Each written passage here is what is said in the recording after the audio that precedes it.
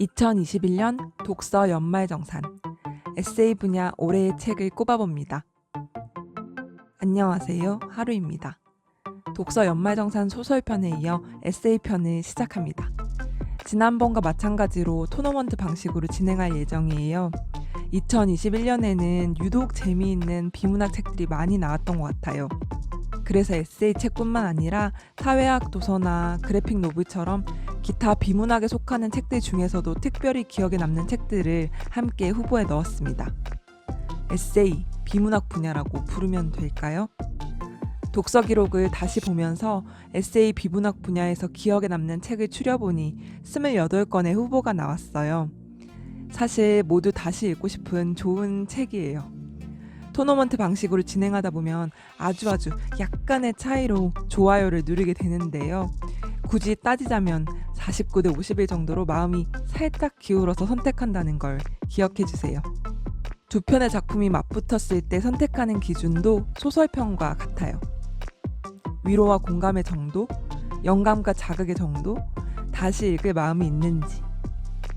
세 권을 연속으로 꺾을 경우 부전승으로 결승에 진출시킬 예정입니다. 그럼 에세이 분야 책들을 만나볼까요? 처음으로 맞붙을 책은 땅콩 일기와 나에서 글 쓰는 여자의 탄생입니다. 두 작품 중에서 위로와 공감을 더 많이 느꼈던 쪽은 땅콩 일기였어요. 땅콩 일기는 일러스트레이터 쩡찌님이 인스타그램에 연재한 그림 일기인데요. 저는 사실 웹툰이나 인스타툰을 거의 보지 않아서 이렇게 좋은 작품이 있는지 까맣게 모르고 있다가 이제야 알았답니다. 책으로 출간된 것을 읽고 나서 저는 2019년부터 연재되고 있었다는데 왜 나는 몰랐지? 이런 생각이 들더라고요. 좋은 건 좋다고 더 열심히 말하고 다녀야겠어요. 저처럼 정말 몰라서 못 보는 분들도 있을 수 있잖아요. 나에서 글 쓰는 여자의 탄생은 제가 즐겨보는 프로그램 중 하나인 꼬꼬무에서 나에석을 다룬다는 예고편을 보고 읽기 시작했어요. 미음사 패밀리데이에 사놓았다가 책장에 꽂아만 두었는데 이번 기회에 읽을 수 있어서 좋았는데요. 꼬꼬무에서 아쉬웠던 점을 상쇄시킬 만큼 나에석의 직접적인 목소리가 더욱 잘 담겨 있어요. 그래서 영감과 자극 면에서는 이쪽에 표를 던지고 싶어요. 마지막으로 다시 읽을 마음이 드는 쪽은 땅콩 일기를 선택하겠습니다. 다음으로 붙을 작품은 윤혜은 작가의 일기 쓰고 앉아있는 혜은입니다. 이 책은 2021년 1월 1일에 읽었어요. 이렇게 선명하게 기억하는 이유는 새해 첫날 이 책을 읽으며 올해는 기록을 열심히 남겨보자 다짐했던 기억 때문이에요. 13년간 매일 일기를 써온 저자의 이야기를 읽으면서 영감과 자극을 많이 받았기 때문에 이쪽에 한 표. 그렇지만 위로와 공감, 다시 읽을 마음이 드는 건 이쪽이라서 땅콩 일기가 다음 라운드를 이어갑니다. 다음은 최지은 작가의 엄마는 되지 않기로 했습니다.입니다. 아이 없이 살기로 결정한 딩크 여성 18명을 인터뷰한 내용이 정리된 책이에요. 위로와 공감 면에서는 일상에서 쉽게 떨쳐내기 힘든 우울과 아슬아슬한 아픔을 그려낸 땅콩 일기에 영감과 자극을 주었던 건 엄마는 되지 않기로 했습니다에 한 표씩 던지고 싶고요. 다시 읽을 마음이 드는 건 고민이 많이 되지만 땅콩 일기를 선택하겠습니다. 세 편을 연속으로 이긴 땅콩 일기는 결승에 진출합니다. 다음으로 맞붙을 책은 마이너 필링스와 고통은 나눌 수 있는가입니다. 고통은 나눌 수 있는가는 엄기호 작가가 고통을 말하고 연대하는 것이 어떻게 가능한가에 대한 생각을 담은 사회학 도서입니다. 개인적으로 관심을 가지고 있는 분야라서 흥미롭게 읽었지만 책에 언급되는 사례가 제한적이어서 아쉬웠어요. 마이너 필링스는 한국계 미국 작가 캐시 박홍의 자전적 에세이고요. 미국 사회에서 한국계 미국 작가로 성장하기까지 지금의 자신을 만든 중요한 경험과 감정에 대해 이야기하고 있어요. 위로와 공감, 영감과 자극, 다시 읽고 싶은 마음에서 모두 인상적이었던 마이너 필링스에 표를 던지겠습니다.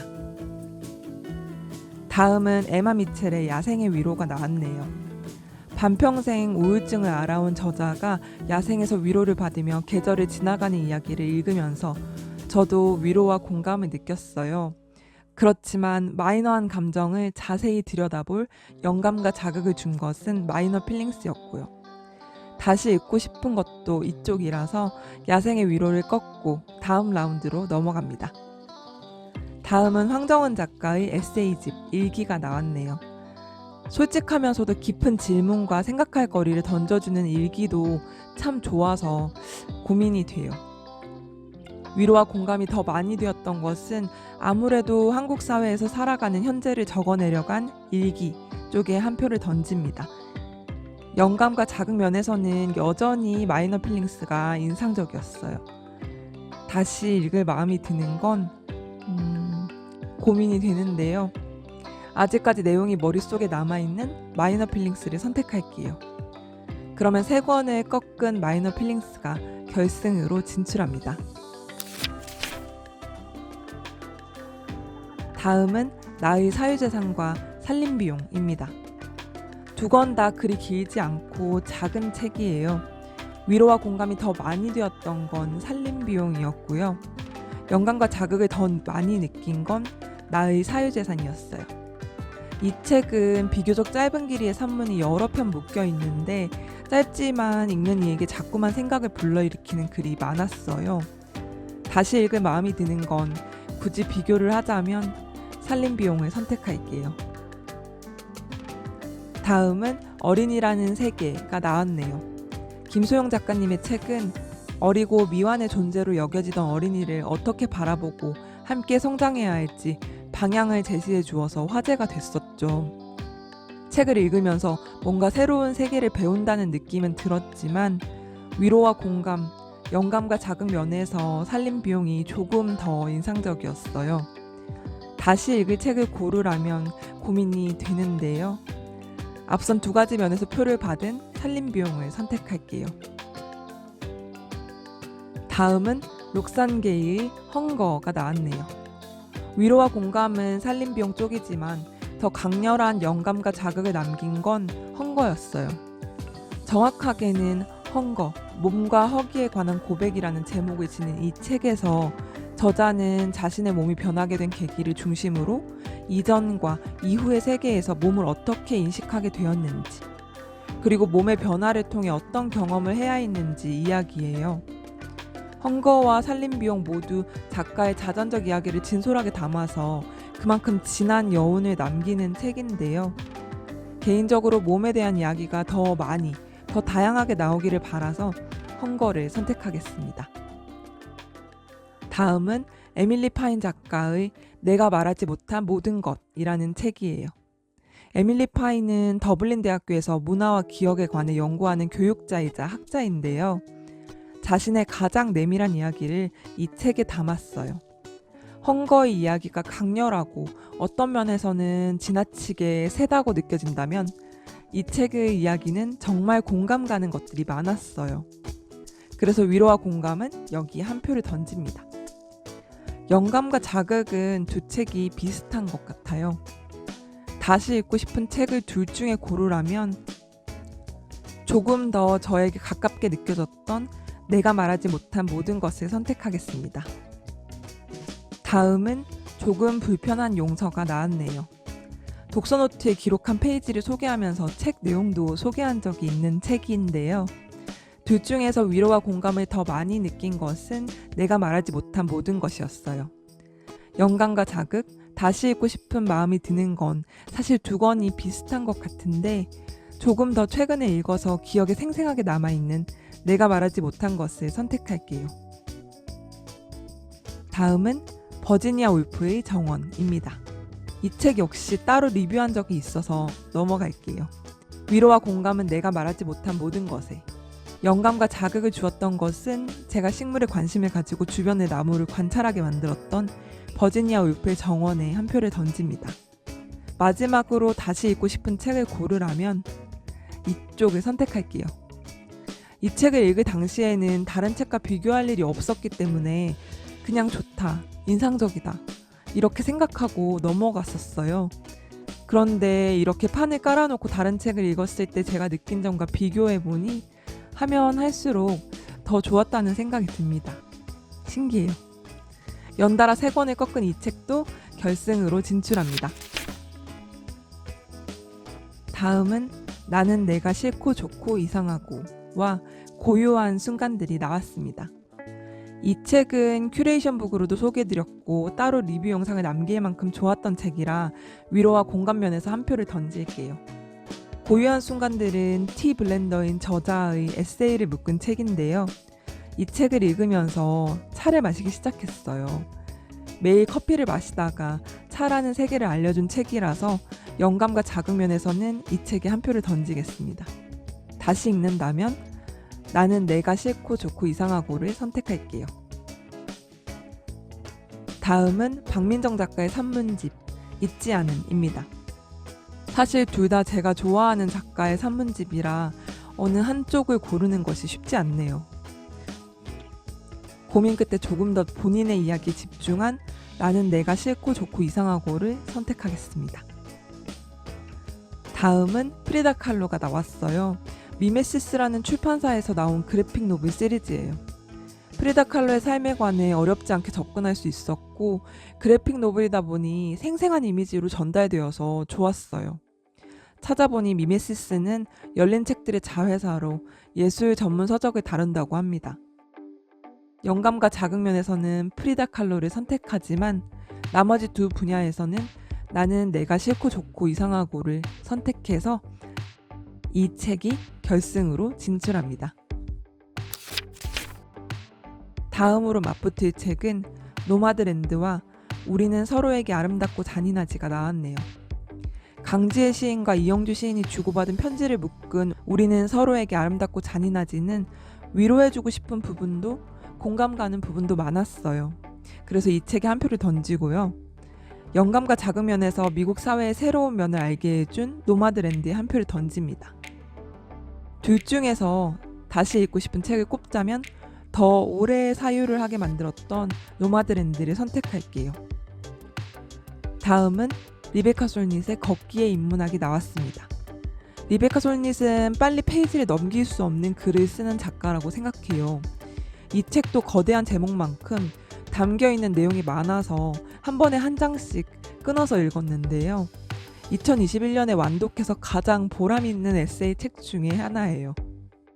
산책을 하면서 생각을 많이 하는 편이라 위로와 공감을 더 느꼈던 건 걷기의 인문학이었고 영감과 자극을 준 건 노마드랜드였어요. 둘 중에서 다시 읽는다면 노마드랜드를 선택하겠습니다. 다음은 랩걸입니다. 이 책도 따로 리뷰를 했었죠. 위로와 공감은 랩걸이 강력했지만 영감과 자극, 다시 읽고 싶은 면에서 노마드랜드에 표를 던지며 3권을 연달아 꺾은 노마드랜드가 결승에 진출합니다. 다음으로 맞붙을 책은 젊은 ADHD의 슬픔과 언다잉입니다. 성인 ADHD와 유방암이라는 각기 다른 질병을 지닌 작가의 솔직한 글이 인상적인 책이에요. 위로와 공감은 아무래도 한국에서 살고 있는 청년 작가의 젊은 ADHD의 슬픔에서 더 많이 느꼈지만 더욱 강렬한 영감과 자극을 받은 건 언다잉이었어요. 이 책은 꼭 다시 읽고 싶은 책 중에 하나라서 언다잉이 다음 라운드로 이어갑니다. 다음은 홍은전 작가의 그냥 사람입니다. 위로와 공감은 그냥 사람에, 영감과 자극은 언다잉에 한 표를 던지고요. 다시 읽고 싶은 책은 언다잉을 선택할게요. 다음은 엄주 작가의 악몽 수집가입니다. 거친 것 같으면서 따뜻한 일러스트를 그리는 작가님의 첫 번째 그림책이에요. 사람들의 악몽을 훔치고 수집하는 악몽 수집가의 이야기가 위로와 공감을 주어서 일단 한 표를 먼저 던지고요. 영감과 자극 면에서는 두 책이 비슷한데 다시 읽고 싶은 책으로는 언다잉을 선택할게요. 이렇게 3권을 꺾고 언다잉이 결승에 진출합니다. 그러고 보니 딱 한 권이 남았어요. 무슨 책일까요? 모국어는 차라리 침묵. 이 책은 부전승으로 결승에 올려볼게요. 치열한 토너먼트를 뚫고 결승에 오른 작품을 모아보면 이렇게 7권입니다. 공교롭게도 결승에 7권이 오른 것도 소설평가 같고 그 중에서 4권은 외국 작가, 3권은 한국 작가의 책인 것도 같네요. 신기합니다. 이렇게 모아놓고 보니 제가 좋아하는 취향이 한눈에 보이는 것 같아요. 사회과학 도서인 노마드랜드를 제외하고는 모두 작가의 자전적인 경험을 이야기하는 글들이에요. 에세이를 좋아하게 된 이유도 다양한 개인의 목소리를 조금 더 직접적으로 듣고 싶어서였거든요. 그런 면에서 저의 관심사와 취향을 정확하게 보여주는 결승 후보들입니다. 이렇게 모아놓고 보니 결승에 오른 책의 제목이 다른 책을 설명해주는 키워드가 될 수도 있겠어요. 각각의 책이 마이너 필링을 담은 것이기도 하고 내가 말하지 못한 것들을 말하려는 시도이기도 하고 싫고 좋고 이상한 나의 일부를 말하고자 하는 흔적이기도 하고요. 그렇게 시도하고 시도해도 결국 모든 것을 전부 담아낼 수 없다는 점에서 조금의 실패이기도 하고 차라리 침묵이기도 하고 그런 것 같아요. 결승에 오른 책들은 대부분 그런 이야기들이에요. 7권 중에 베스트 3를 꼽아볼게요. 지극히 주관적인 2021년 독서 연말정산 에세이편. 그 끝판왕 베스트 3는 모국어는 차라리 침묵, 노마드랜드, 마이너 필링스입니다. 어쩌다 보니 한 번도 영상으로 소개해드리지 않았던 책들이에요. 오늘은 책의 내용보다도 어떤 점 때문에 이 3권을 뽑았는지 개인적인 이유를 중점적으로 알려드릴게요. 책의 내용을 포함해서 조금 더 본격적인 소개는 따로 리뷰 영상을 만들어서 담아보겠습니다. 먼저 모국어는 차라리 침묵은 공연예술을 전공한 저자가 프랑스와 한국에서 목격한 사라지는 것들에 관한 기록이에요. 처음에는 전공자의 깊이가 느껴져서 쉽지 않은 문장도 있었지만 학창시절에 연극부 활동을 하고 한때 열심히 연극 티켓을 모으며 무대에 대한 선망을 키운 적이 있어서 계속 읽어나갔어요. 읽으면 읽을수록 저자의 목소리에 이끌려서 푹 빠져들게 되었어요. 에세이는 아무래도 작가의 문체가 중요하잖아요. 모국어는 차라리 침묵의 목정원 작가의 문체를 색상으로 비유하자면 흰색과 회색의 중간 어디쯤에 석회색이 떠올라요. 문장들이 정갈하고 단단해서 청아하고 고요한 석회 호수도 떠오르고요. 2020년 올해의 에세이로 한정원 작가의 시와 산책을 꼽았었는데요. 그 책을 좋아하셨다면 이 책도 추천합니다. 노마드랜드는 사실 아카데미 시상식을 보면서 먼저 알게 되었어요. 기생충이 여러 상을 받는 동안 영화 노마드랜드도 여러 분야에서 수상을 했는데 원작이 있다는 이야기를 듣고 궁금해서 찾아 읽게 되었어요. 간단하게 말하면 집 대신 차에서 살면서 전국을 돌아다니는 미국 노년층 노마드 노동자들을 취재한 르포입니다. 저는 이 책을 읽으면서 몇 가지 사실에 신선한 충격을 받았어요. 우선 평생을 일해도 몸을 누일 만한 집 한 채 갖지 못해 떠도는 삶을 스스로 선택하는 모습이 다른 나라의 일로 쉽게 치부할 수 없는 문제고 그리 멀지 않은 미래의 모습을 미리 보는 것 같은 생생한 감각에 놀랐고요.